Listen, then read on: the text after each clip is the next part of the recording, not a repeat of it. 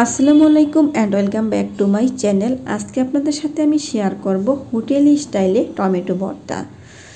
যাদের এই শীতকালে ঠান্ডা জল লেগে একদমই মুখের রুচি নষ্ট হয়ে গিয়েছে আমার মতো, তারা কিন্তু এইভাবে টমেটো ভর্তা করে প্লেট ভরে ভাত খেতে পারবেন। তো দেখতে পাচ্ছেন এখানে 4টি টমেটো আছে, মাঝখান থেকে আমি কেটে নিয়েছি এবং ধুয়ে আগের থেকেই পরিষ্কার করে নিয়েছি। তারপরে সামান্য লবণ, হলুদ এবং লাল মরিচের গুঁড়া দিব। এইভাবে টমেটো ভর্তা করলে খেতে কিন্তু অসম্ভব মজা হয়। আর এই ভর্তাটা করার জন্য অবশ্যই পাকা লাল টমেটো নিতে হবে। এবার হলুদ, মরিচ এবং লবণ দিয়ে এই টমেটোগুলোকে ভালোভাবে মাখিয়ে নিচ্ছি। দেখতে পাচ্ছেন আলতো হাতে মাখিয়ে নিতে হবে। তো এবার আমি ভর্তাটা তৈরি করার জন্য প্রথমে ভেজে নিচ্ছি কয়েক টুকরো রসুন আর 3টি শুকনা মরিচ। মরিচটা আপনাদের ইচ্ছা মতো ব্যবহার করতে পারবেন। যেহেতু আমার ছোট বাচ্চাও এই ভর্তাটা পছন্দ করে, ও খাবে, সেই জন্য মরিচটা আমি অবশ্যই কমিয়ে ব্যবহার করছি। তো রসুন আর মরিচটাকে আমি কিছুক্ষণ লাল করে ভেজে নিয়ে উঠিয়ে নিব। তো যারা আমার চ্যানেলে নতুন আছেন প্লিজ আমার চ্যানেলটি সাবস্ক্রাইব করে সবাই আমাকে সাপোর্ট করবেন। আর আমার ভিডিওটি ভালো লাগলে অবশ্যই একটি লাইক করতে ভুলবেন না। এগুলো ভাজা হয়ে গিয়েছে, আমি এবার উঠিয়ে নিলাম। একই কড়াইতে আমি এবার টমেটোগুলোকেও ভেজে নিচ্ছি। তবে এইগুলো ভাজার জন্য আমি কিন্তু সরিষার তেল ব্যবহার করছি। সরিষার তেলে এভাবে টমেটোগুলোকে ভেজে নিলে এই ভর্তাটা খেতে কিন্তু অসম্ভব ভালো লাগবে। তো এইভাবেই চুলার মাঝের আঁচে রেখে টমেটোগুলোকে ভেজে নিব। টমেটোর গায়ে কোনো রকমের পানি রাখা যাবে না, একদমই পুরা একটি ভাপ চলে আসবে যখন টমেটোটা ভাজা হয়ে যাবে। তো এক পাশ কিছুটা ভাজা হয়ে যাওয়ার পর আমি উল্টিয়ে দিলাম। এইভাবে আমি চুলার আঁচ কমিয়ে রেখে টমেটোগুলোকে একদমই ভেজে নিব। টমেটোর যখন একদমই পুরা ভাপ চলে আসবে তখনই আমি নামিয়ে নিয়েছিলাম। এবার রসুন আর মরিচ সামান্য লবণ দিয়ে হাত দিয়ে কষলিয়ে ভেঙে নিচ্ছি। এই ভর্তায় অবশ্যই রসুনটা ব্যবহার করবেন, সেক্ষেত্রে কিন্তু একদমই হোটেল স্টাইলে তৈরি হবে আর খেতেও ভীষণ মজা হবে। তো ভালোভাবে মিক্স করে নিয়েছি। এবার আমি এখানে ব্যবহার করছি কাঁচা পেঁয়াজ।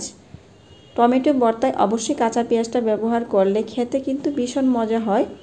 আর যারা কাঁচা পেঁয়াজটা পছন্দ করেন না তারা এখানে পেঁয়াজটাকে ভেজেও ব্যবহার করতে পারবেন। তো ভালোভাবে হাত দিয়ে মেখে নিয়েছি।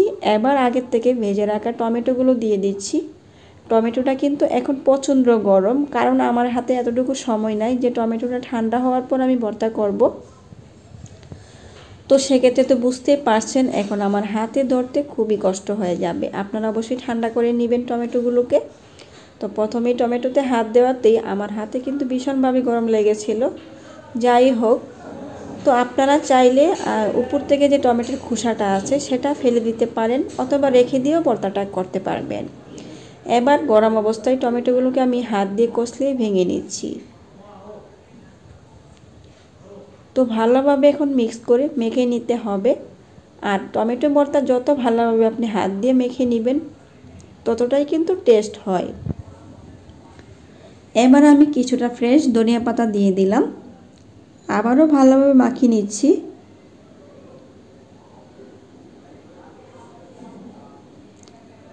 তো সব শেষে আমি এখানে ব্যবহার করব একদমই খাঁটি সরিষার তেল।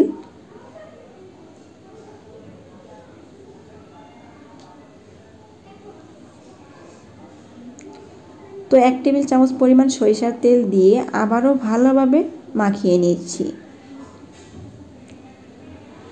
এবার কিন্তু ভর্তাটা একদমই গরম ভাতে খাওয়ার জন্য রেডি হয়ে গেল। আমি আর আজকে পরিবেশন করে দেখাবো না। 1 প্লেট গরম ভাত আমি আগেই প্লেটে উঠিয়ে নিয়েছি, কারণ আমি এখন এই মজাদার ভর্তা দিয়েই পেট ভরে ভাত খাবো। আর যারা আমার মতো এরকম টমেটো ভর্তা খেতে ভীষণ পছন্দ করেন অবশ্যই আমার রেসিপি দেখে বানিয়ে ফেলবেন। দেখুন আগের থেকে প্লেটে ভাত বেড়ে নিয়েছিলাম। এখন আমি এই যে হাত দিয়ে ভর্তাটা মেখেছি সেই হাত দিয়ে আমি কিন্তু ভাত খাওয়া শুরু করে দিলাম।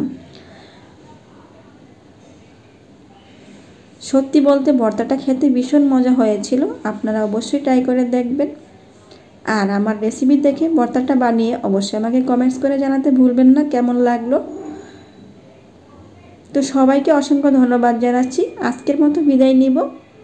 আবারও এরকম মজার কোনো রেসিপি নিয়ে হাজির হয়ে যাব। ভালো থাকবেন সবাই। আল্লাহ হাফেজ।